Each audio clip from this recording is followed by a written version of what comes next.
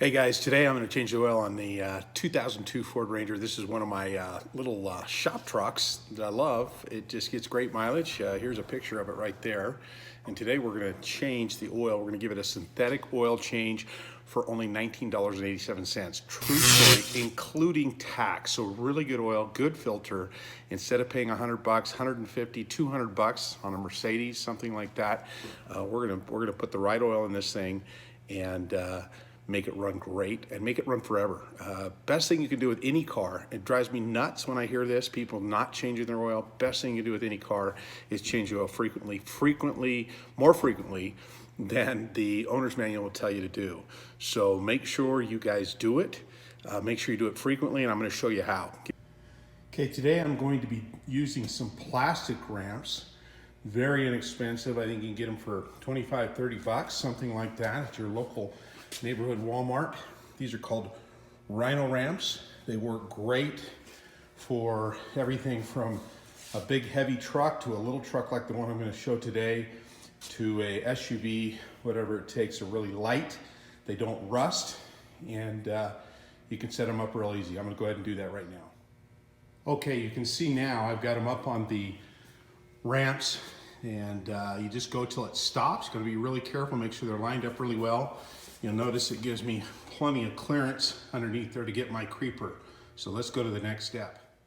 So the oil I'm using today is a high mileage full synthetic. I got this at my local Walmart. This is a 5-weight 30. And just so you know, synthetic oil is always engineered to be even better than regular mineral oil. Usually it costs a lot more, but this is a really great, highly rated synthetic oil that you can use in virtually any car. So I do recommend this. And then of course today, I'm gonna be using a Motorcraft filter. And between the filter and the oil, I only spent $19.87, which I'll show you here in just a second. Let's go to the next step. Okay, today I'm gonna be using just a very basic oil change container. It holds roughly 5 quarts, that's about it. It does have a little easy pour spout there that you can use to dump it into like an old antifreeze bottle or something like that. That's what I use to store it in, but pretty handy. You'll definitely need bigger one than this for like my Power Stroke, which holds 13 quarts of oil. But for the Ranger today, this is going to be perfect. So I do recommend that.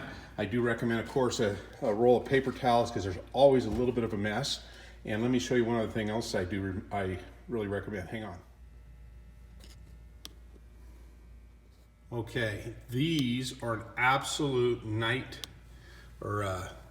saver when it comes to your hands, or just these light nitrile gloves. The best place I found to get them is at either Walmart or Harbor Freight. They're very inexpensive. They're actually a little less expensive at Walmart, and you'll find them like in the pharmacy section, and they're just fantastic for keeping your hands clean and not getting grease all over them. Not that I care about grease, but it's hard to get out of your hands once you get it on. So I use these all the time.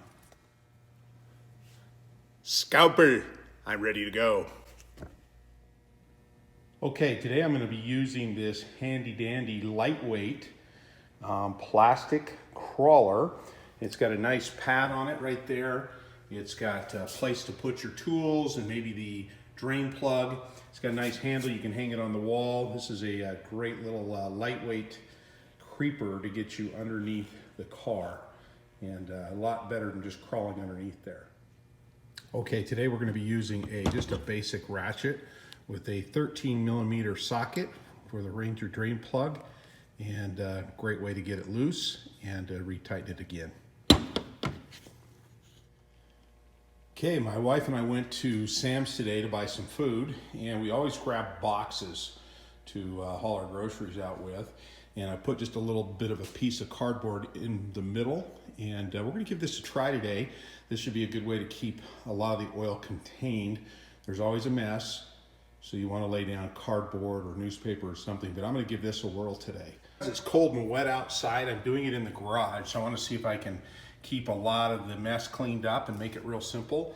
I also use this fluorescent light just to give me some light to see the drain plug, the oil filter, and that kind of thing. So here we go. Okay, so I've got the drain pan in the box. I'm gonna slide the box right underneath where the drain plug is. and give this a whirl. I'm going in, cover me. Okay, I'm wearing a fairly nice top, kind of a fleece top, feels really good, keeps me warm, but don't want to get oil all over it, so let me show you what I do. So now I'm in my old, I actually used to use this to feed my cows. You can see it's kind of ratty, got a few spots on it and stuff, but this is a great way just to go right over the top of your clothes and not get crap all over you. So I'm gonna use this coat and get the job done. All right, in preparation for draining the oil, we're gonna just take the oil cap off and set that aside. That's where the new oil will go. And in this case, we are using 5-weight 30 oil. It's usually listed right on top of your oil cap. Okay, right here, if you can see my finger, that's where the drain plug's gonna be. We're gonna go ahead and drain all the oil out right now. Okay, we're just letting the oil drain out of there right now. My pan is working perfectly in my box, and it should be just a few minutes here. You want to make sure you let it drain all the way out, and then we're going to do the oil filter here in just a second. Okay, now we're going to just retorque the drain plug, get that all snugged up. You don't want to over torque it because you can strip out your drain pan. So you just want to snug it up good so it doesn't leak. So we'll just go here for a few seconds.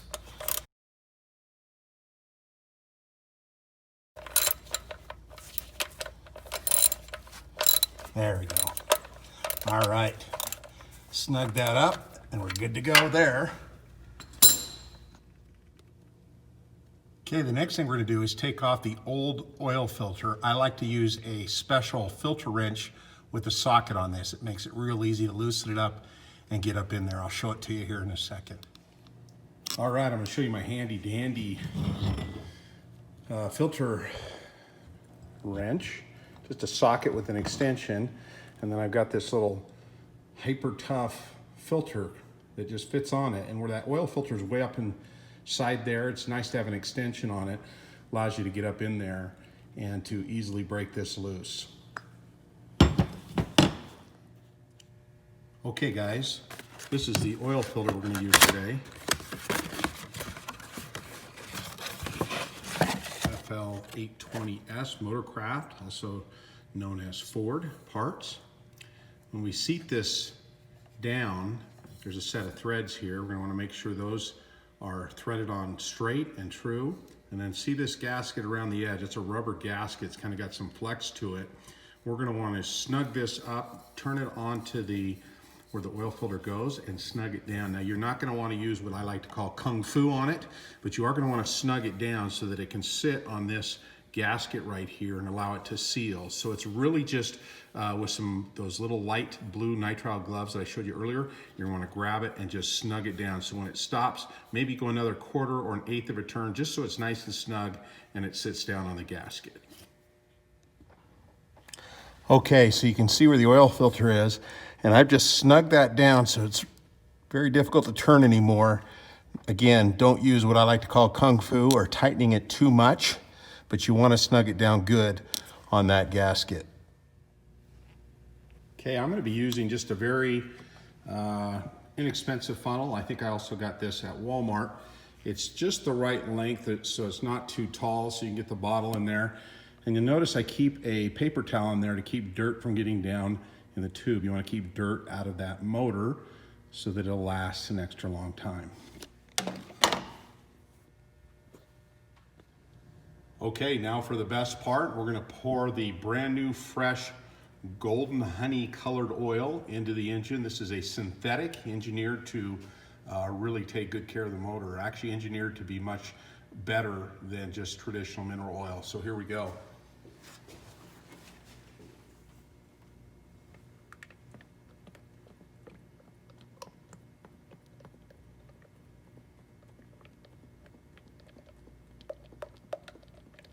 Love that sound. Fresh oil going into that engine to take really good care of it.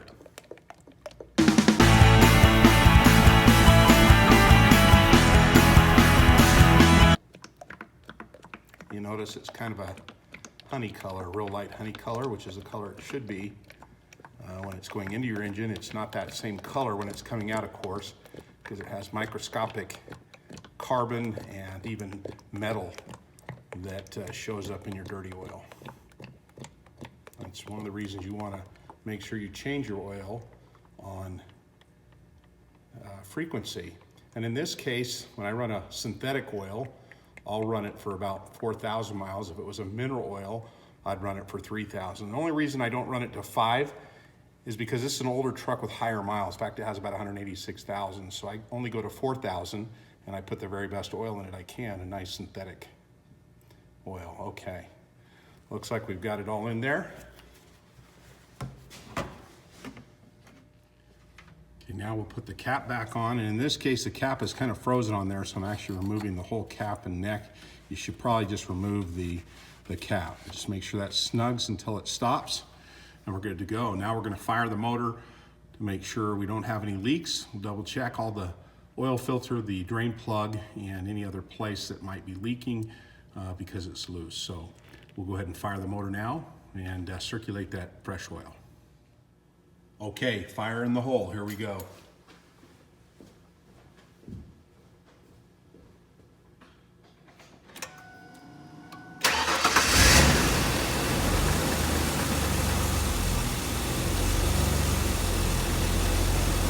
It sounds good. Just loving that new oil. Okay, we'll shut it up and she's ready to go. Okay, and last but not least, we want to put the mileage that it's going to be when it's due again. And in this case, there we go, 194.86. Hey, listen, I can read it. You don't necessarily have to.